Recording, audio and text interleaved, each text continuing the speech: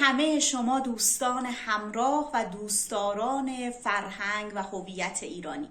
در ویدئوی قبلی به عنوان مقدمه‌ای برای پرداختن به نقش و اثر شاهنامه فردوسی در بازنمایی هویت ایرانی با شاهنامه و فردوسی آشنا شدیم و اینکه چگونه فردوسی شروع میکنه به سرایش شاهنامه، بر اساس چه منابع شاهنامه خودش رو سروده و دیگر مواردی که ما رو با فردوسی و شاهنامه او آشناتر میکرد. در این ویدیو ابتدا به دوره تاریخی که شاهنامه در اون سروده شده اشاره خواهم کرد و بعد هم به موضوع اصلی، یعنی بازنمایی ابعاد گوناگون هویت ایرانی در شاهنامه خواهم پرداخت. آشنایی با این که یک اثر ادبی در چه بافت تاریخی، سیاسی، اجتماعی نوشته یا سروده شده به ما کمک میکنه که با نگاه و اندیشه و دیدگاه اون شاعر هم بیشتر آشنا بشیم. در مورد شاهنامه فردوسی هم به صورت ویژه این بررسی به ما کمک میکنه که به جایگاه و اهمیت و نقش شاهنامه فردوسی در هویت و ادبیات و تاریخ ایران بیشتر پی ببریم. همونطور که قبلا اشاره کردم، فردوسی شاهنامه خودش رو در اواخر دوره سامانی و در اوایل دوره غزنوی سروده. در قرن 3 و 4 هجری سلسله های نیمه مستقل ایرانی مثل صفاری، آلزیار و سامانی بر بخش های از ایران زمین حکومت می کردند که سلسله های ایرانی بودند و دغدغه فرهنگ و ایران زمین رو داشتن. مثلا میدونیم که گفته میشه اولین نمونه شعر فارسی در دربار یعقوب لیث صفاری سروده شده، یا مرداویج حاکم آلزیار که بسیار دغدغه ایران رو داشته و دوست داشته تیسفون رو فتح کنه و اون عظمت دوره ساسانی رو دوباره برگردونه. اما مهمترین سلسله ایرانی سلسله سامانی هست که پادشاهان اون پادشاهان ایرانی بودن، خودشون رو منسوب میکردن به پادشاهان ایران باستان و خودشون رو از نژاد ایرانی میدونستن، دغدغه فرهنگ ایرانی رو داشتن. دربارشون مرکز تجمع نویسندگان و شاعران فارسی زبان بود و همین امر به رونق شعر و نثر فارسی کمک کرده بود.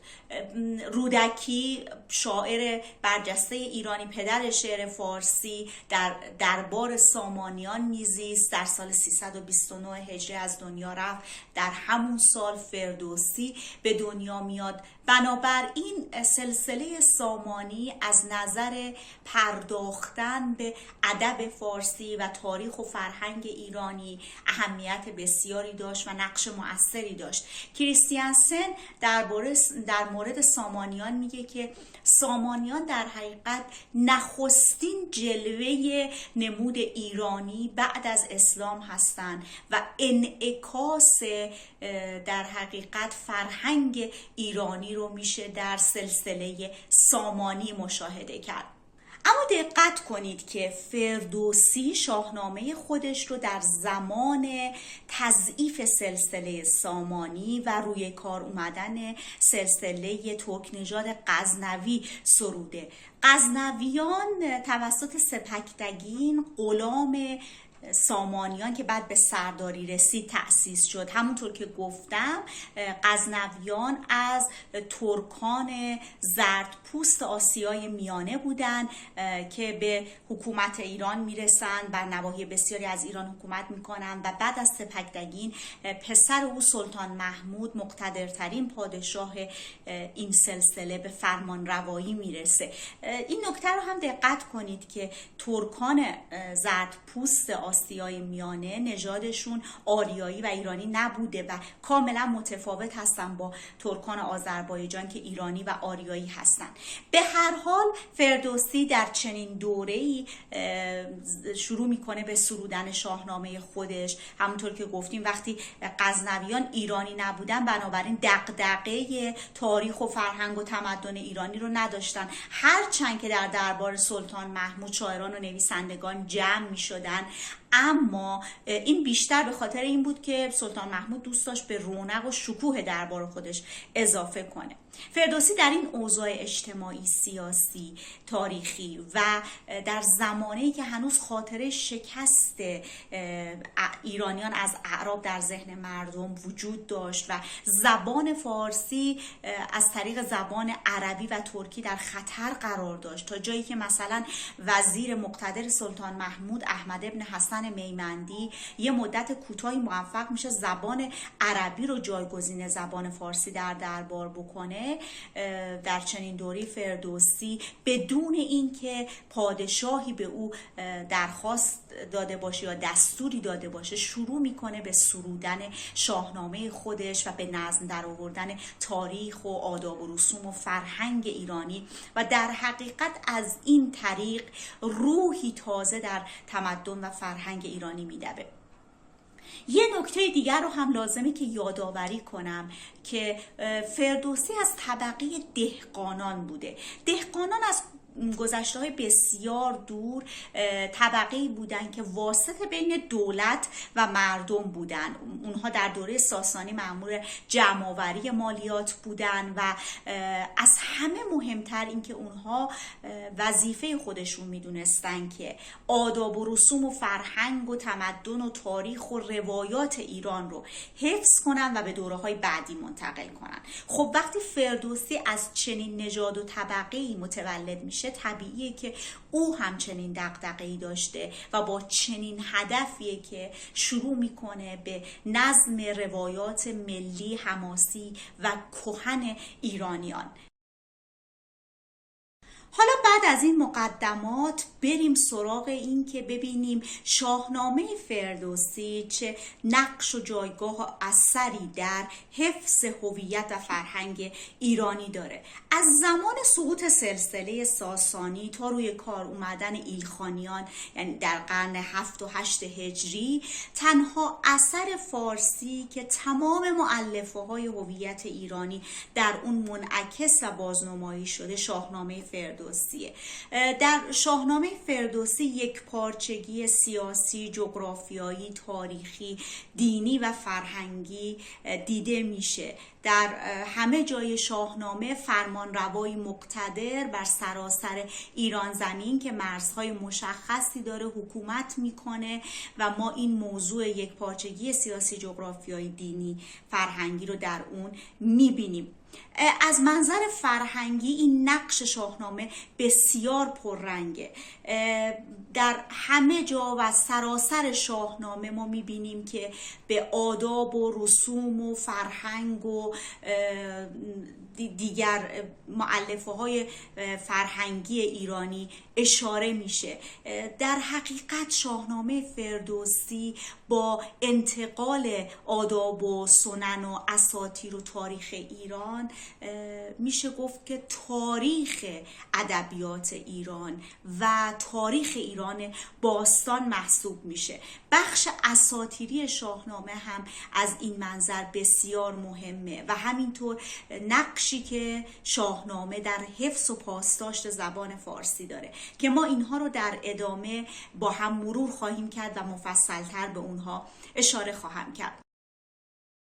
بریم و بخش اساطیری شاهنامه رو از این منظر با هم مرور کنیم. اول از همه یه تعریف خیلی ساده و مختصر اگر بخوام از اسطوره بهتون بگم، اسطوره نه تاریخ نه افسانه. در حقیقت اسطوره های قوم و تمدن و ملت ریشه در تاریخ کهن اون داره که به مرور زمان با افسانه ها شاخ و برگ گرفته و اساطیر یک ملت بسیار مهمن از این منظر که نشون میده اون قوم و ملت در گذشته های دور چه نگاهی به جهان هستی، آفرینش انسان، وجود خالق داشتن و چگونه متمدن شدن، چگونه نیازهای اولیه خودشون رو شکل دادن. اساطیر اقوام، به ویژه اقوام کهنی مثل ایران، چین، یونان و اقوام بین النهرین از این منظر بسیار مهمه.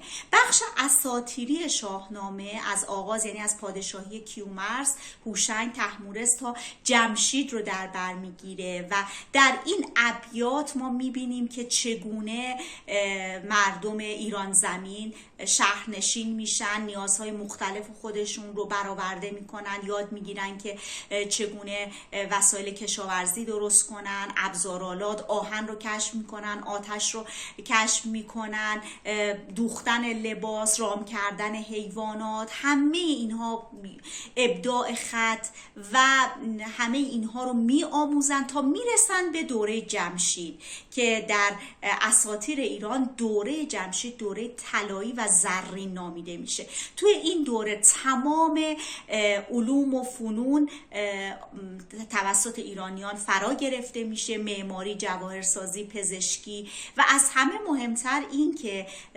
ایرانیان به 4 طبقه اصلی تقسیم میشن و نظم اجتماعی شکل میگیره. 4 طبقه: ارتشداران، ارتشیان، موبدان، صنعتگران و کشاورزان.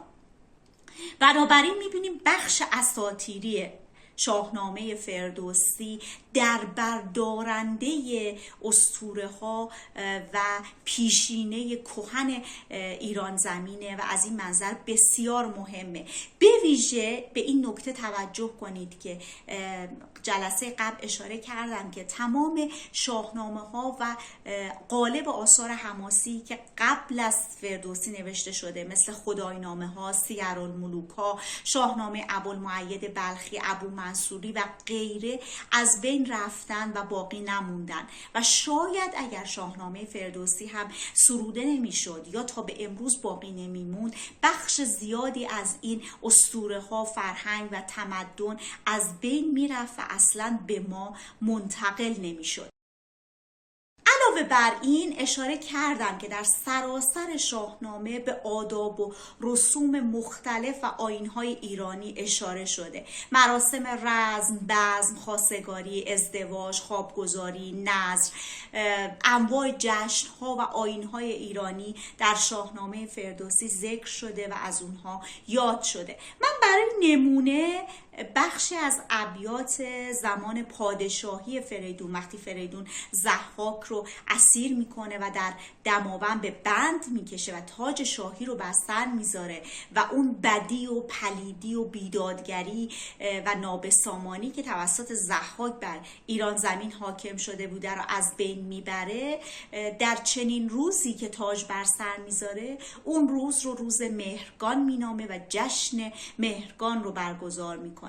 میدونید که جشن مهرگان یکی از مهمترین جشن‌های ایرانی در ایران باستان بوده. در کنار جشن نوروز بزرگترین جشن‌های ایرانی بوده که در 16 مهر ماه برگزار می شده و یکی از وجه تسمیه‌های اون اینه که در چنین روزی فریدون بر ضحاک بیدادگر غلبه میکنه و تاج شاهی بر سر میذاره. این موضوع در شاهنامه فردوسی به زیبایی بیان شده که من این ابیات رو براتون میخونم. فریدون چو شد بر جهان کامکار، ندانست جز خویشتن شهریار. به رسم کیان گاه و تخت مهی، بیاراست با تاج شاهنشهی. پس میبینید فریدون وقتی بر جهان پیروز میشه و میبینه که فقط اوست که شهریار ایران زمینه، به رسم کیان یعنی به رسم پادشاهی و گاه و تخت، تاج و تخت پادشاهی رو آراسته میکنه و تاج شاهی بر سر میذاره. به روز خجسته سر مهر ماه، به سر برنهادان کیانی کلاه. زمانه بیندوه گشت از بدی، گرفتند هر کس ره بخردی. دل از داوری ها بپرداختند، به آیین یکی جشن نو ساختند. اینجا دوباره داره توصیف میکنه که از بدی و ستم و بیخردی و نادانی که در زمان ضحاک حاکم بوده ایران خالی میشه. دل از داوری ها به پرداختن یعنی تهی کردن. داوری هم اینجا به معنی ستیزه و نزاعه، یعنی دست از نزاع و ستیزه و دشمنی برداشتن و جشنی نو آغاز کردند. نشستند فرزانگان شادکام، گرفتند هر یک ز یاقوت جام. می روشن و چهره شاه نو، جهان نو ز داد و سر ماه نو. پرستیدن مهرگان دین اوست، تن آسانی و خوردن آیین اوست. اگر یادگار است از او ماه مهر، بکوش و به رنج ایچ مدمای چهر. تو بیت یکی مونده به آخر، تن آسانی یعنی آسایش و رفاه. اینجا در مقابل سختی و رنج دوره ضحاک رفاه و آسایش به مردم روی میاره و میگه دیگه به رنج ایچ یا همون هیچ روی نیار و زمانه سراسر شادی و عدل و خردورزی میشه. همطور که میبینید در این ابیات فردوسی داره به رواج و شکل‌گیری جشن مهرگان اشاره میکنه. خب در این ویدیو من مختصر اشاره کردم به نقش فردوسی در اینکه چگونه آداب و رسوم و اساطیر ایران زمین رو زنده کرده. در ویدیوی بعدی که امیدوارم با من همراه باشید میریم ادامه این بحث که فردوسی چه نقش دیگری در احیا و بازنمایی هویت و فرهنگ ایرانی داره، اینکه در سراسر شاهنامه اندیشه و جهانبینی ایرانی موج میزنه رو در ویدیوی بعدی با هم دیگه مرور میکنیم. پاینده باد ایران و ایرانی.